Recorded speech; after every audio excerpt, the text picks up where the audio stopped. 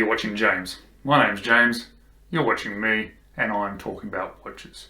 Today I'm going to be talking about my silver grey dialed Carnival dress watch.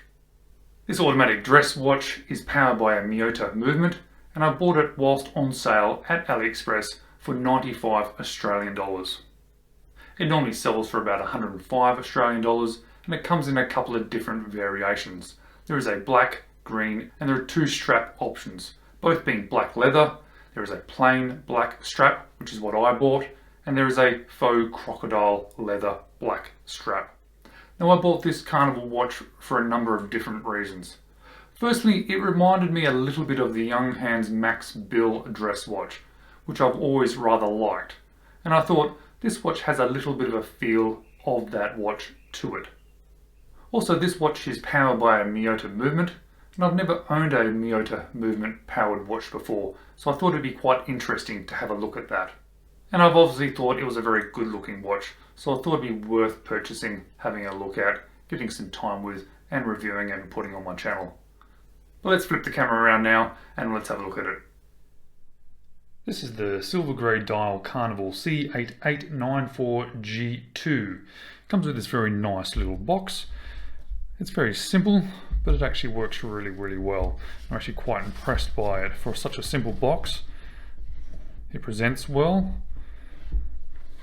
And inside, actually one of my favourite parts is it's got this very nice soft cushiony feel here, so when it's pushing on the watch, there's no damage caused.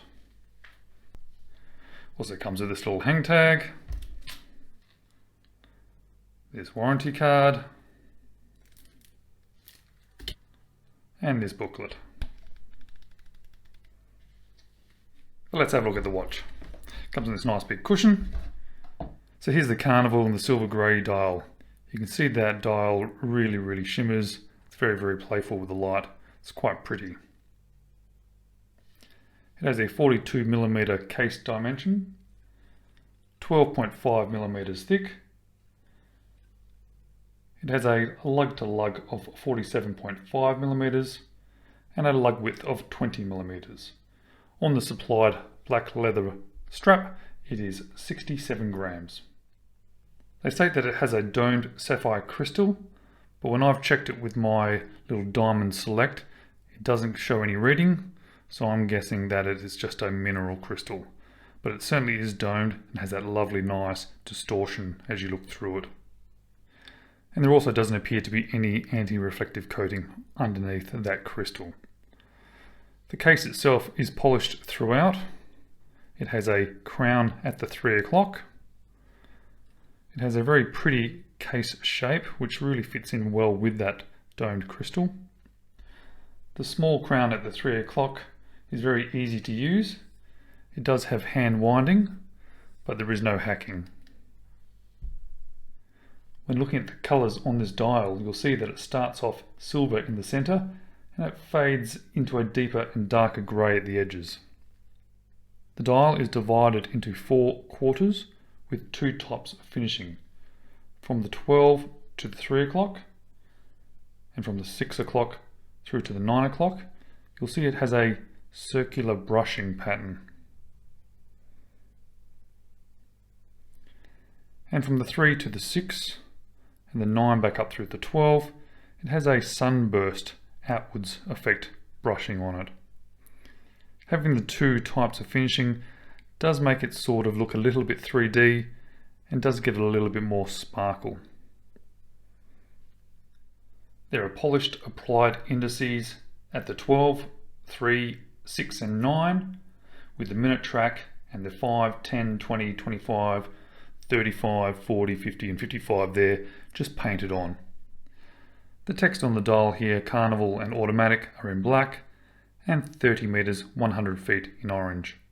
The pencil, hour and minute hands are polished steel with no loom, and we have this nice long orange seconds hand that almost touches the end. It certainly overlaps that minute track there on the sides. We also have a day and date complication at the 3 o'clock, and there's no loom on that dial whatsoever. The finishing on the polished case is done very well throughout, on the lugs and on the case. And strangely enough, on our see-through case back here, You can see the glass or the crystal there is an orange or a yellow. And although we have no anti-reflective coating on the front, there seems to be quite a bit of it on the back here, if you can see that blue-purple tinge to it. The case back is secured by those 4 screws, which you can see, and there's some simple text along there. It says Carnival C8894G, IWE, and it denotes the 3 atmospheres or the 30 meters of water resistance. Inside here we have a 21 joule Miyota Movement, and it certainly does have that sort of one-way rotor action that Miyota is known for. The leather strap is pretty good. It's not amazing, but it's certainly fine. Has a nice black covering on the top with that tan colour inside. It's soft. It's a little bit padded along the tops here, and then it sort of tapers down along here. And it tapers down from that 20 millimeters down to about 17 millimeters at the end of that strap. The buckle and tang are really good, and it's signed. Being polished, it matches in very well with the polished case. And here it is on my 6 3/4 inch wrist. I think it looks really good, it's very comfortable, and it fits my wrist. Because of that case shape, it does sit a little bit high. When you're looking straight down, it does look quite pleasant. It does fit within my wrist size, and I'm very happy with it. Let's see that Miyota on the time grapher. So here we have some very nice healthy figures. As you can see, it's a 21,600 vibrations. It has 0 beat error, a nice healthy amplitude, and about 7 to 10 plus seconds per day. I'm very happy with those figures, and as the first Miyota that I've owned, I'm quite impressed. So what do I like, what do I not like, and what would I change? Firstly, I do really like this watch. I absolutely love that beautiful dial and that beautiful colour. I'm very glad that I chose the grey.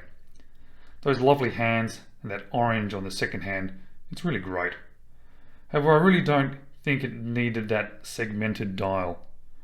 I feel that it would have looked better if they just picked one of those 2 finishes, but even with the segmented dial, it is very pretty.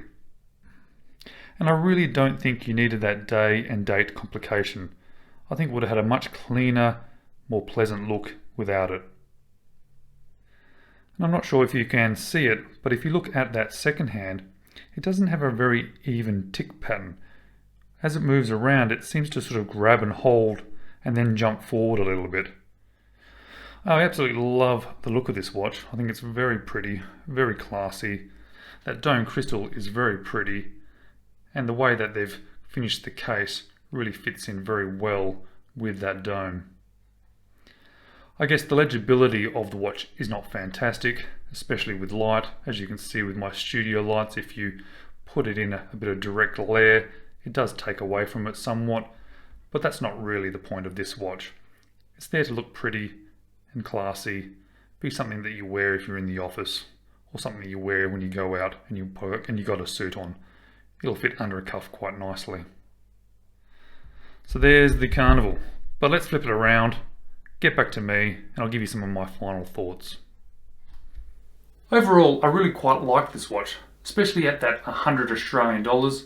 I think you're getting a lot of watch for your money, and to have that Miyota powered movement was a real bonus.